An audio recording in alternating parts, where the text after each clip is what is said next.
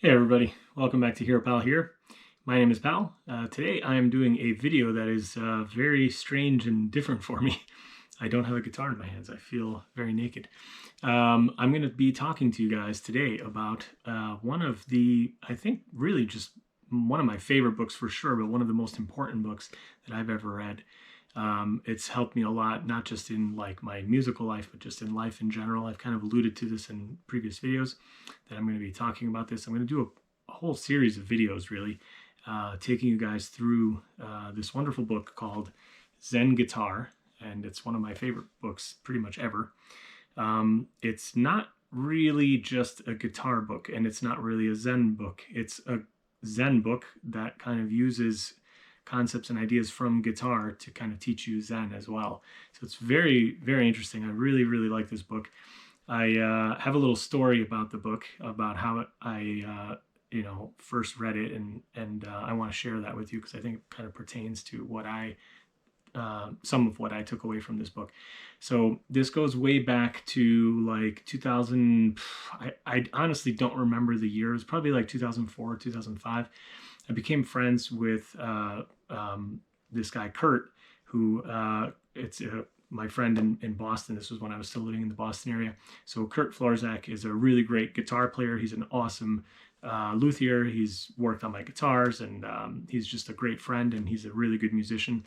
And I actually kind of met Kurt through wanting to learn how to play some jazz stuff. And back then, Craigslist was kind of pretty popular, and musicians would post ads and stuff like looking for band members and whatever. And I met Kurt through an ad that he put up where he talked about wanting to play some like jazz standards and what have you. And now looking back on it, I mean, it's very obvious to me that like I was nowhere near at the level that Kurt was, and well, I'm still not. And really, like, it was just more a case of like it ended up being more like him mentoring and teaching me stuff, I think, than anything else. But I learned a ton of stuff from Kurt, and one of the things that I really got from Kurt was he let me borrow his copy of Zen Guitar. And like I said, I don't remember the exact like time frame, but I think it would have probably been around that 2004, 2005-ish time frame.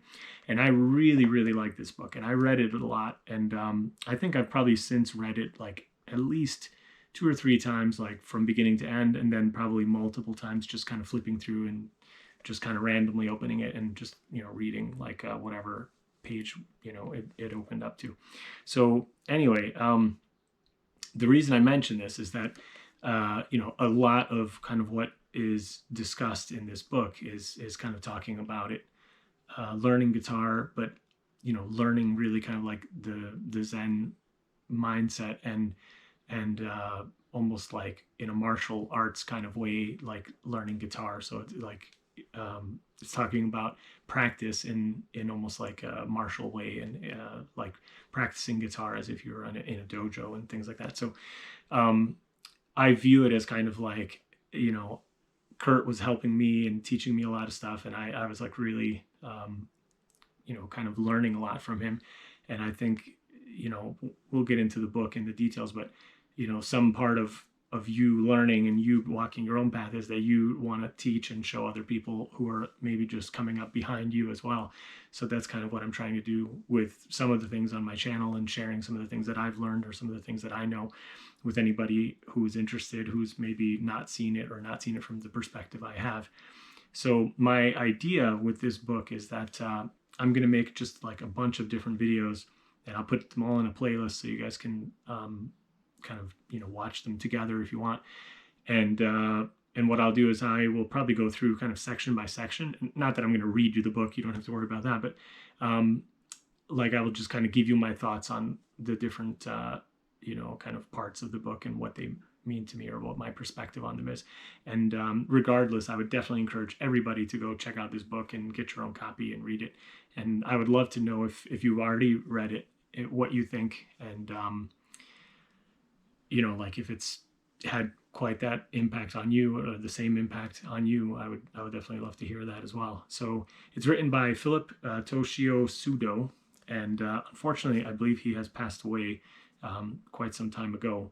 But I mean, this book just really means a lot to me. So anyway, I'm going to read you the kind of the back of the book here. There's just a little paragraph at the back. It gives you an idea of kind of what it's about. And then we'll get into just a couple concepts here.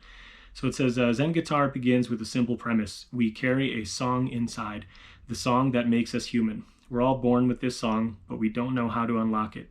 Zen Guitar offers the key. Combining the ancient wisdom of the East with the most popular Western instrument, Zen Guitar presents a path to spiritual fulfillment for music lovers of all kinds, be they shower singers, three-chord hobbyists, or professionals. Zen Guitar unfolds through 58 lessons that establish a beginner's mind and provide focus and a guide to common missteps, continuing through technical excellence and advanced levels of Zen. Philip Sudo offers his own experiences with music to enable us to rediscover the harmony in each of our lives and open ourselves to a Zen awareness uniquely suited to the Western mind. This harmony is further illuminated through quotes from sources ranging from Eric Clapton and Jimi Hendrix to Miles Davis and Andre Segovia. The Zen harmony that you develop carries through to every aspect and action in life, applying to school, work, athletics, and relationships. Zen Guitar shows how the path of music offers fulfillment in all aspects of life, a winning idea, and an instant classic. I would agree with that absolutely. As many of you, or maybe some of you know, I have another YouTube channel, which is kind of, it's a totally unrelated to music channel. I do a lot of gardening and ethics and videos about cooking and eating and veganism and things like this.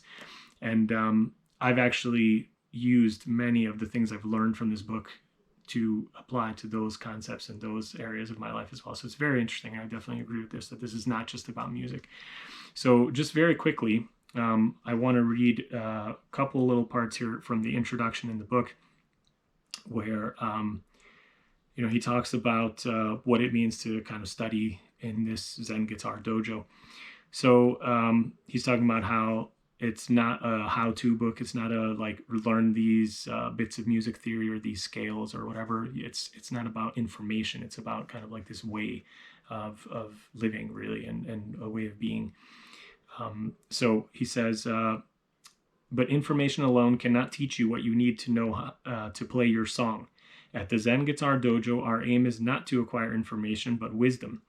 The idea here is to train and to experience. It is only through the experience of our senses that we truly gain wisdom. One cannot learn Zen guitar simply by reading. Just as no words can teach us how to ride a bicycle, the only way we can learn to play our song is through the direct experience of our bodies. To learn through experience, that is the path of Zen guitar.